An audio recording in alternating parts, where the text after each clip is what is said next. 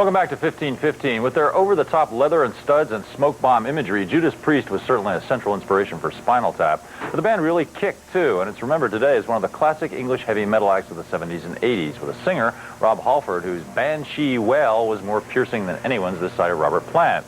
Halford currently fronts an industrial-strength duo called Two, whose debut album, recorded under the aegis of Nine Inch Nail Trent Reznor, will be out next month. He stopped by our studios to talk it up this week and dropped a few jaws when he unexpectedly acknowledged what had long been known within the music industry, that despite his decades of stardom on the ultra-macho metal scene, he is actually a gay man, and at the age of 46, a very happy one. Here's the story. I think that most people know that I've been a gay man all of my life, and that it's only been in recent times that it's an issue that I feel comfortable to address. An issue that has been with me ever since recognizing my own sexuality, something that I've been comfortable with forever, something that I feel has a moment, and this is the moment to discuss it. It took Rob Halford more than a quarter of a century to arrive at this moment, a period during which he fronted one of the hardest driving heavy metal bands of all time, Judas Priest.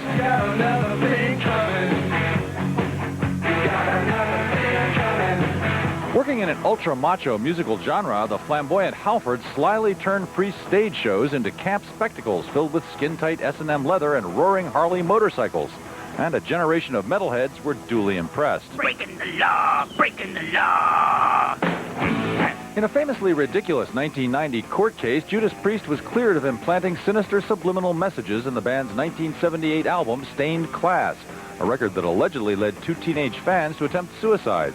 2 years later, Halford left Judas Priest to form a new group called Fight.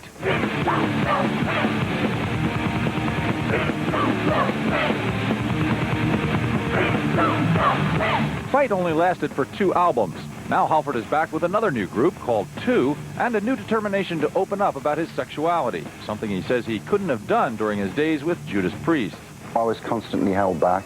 I allowed myself to be intimidated, and I allowed myself to do certain things, and one of them was not to step forward and just come out as a gay person.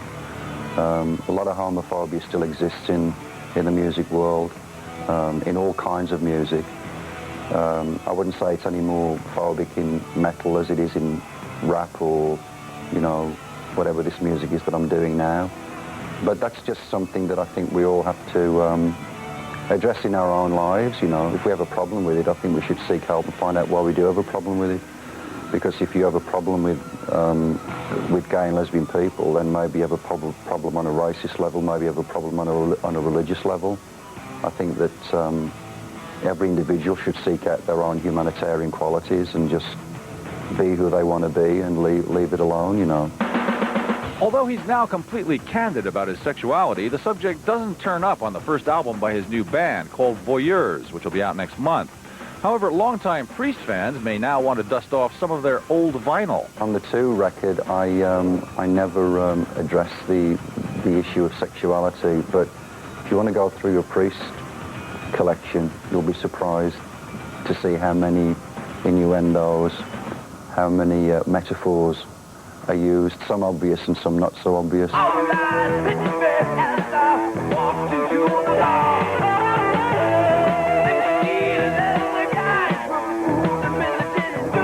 That was my way of getting my message out for those people that care to explore that.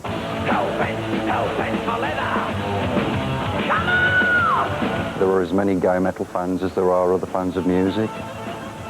You know, we are everywhere. And that's the way it is. I think that it's difficult for everybody, you know, in making the decision to come forward and step out and be who you are, especially if you're a teenager.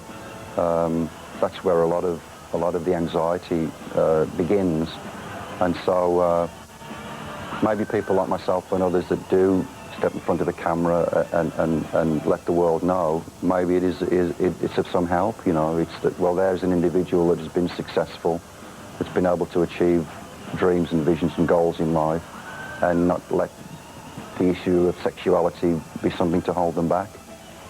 Rob Halford, free at last. We've still got some Tupac boot news in store, and our blowhard of the week, Mr.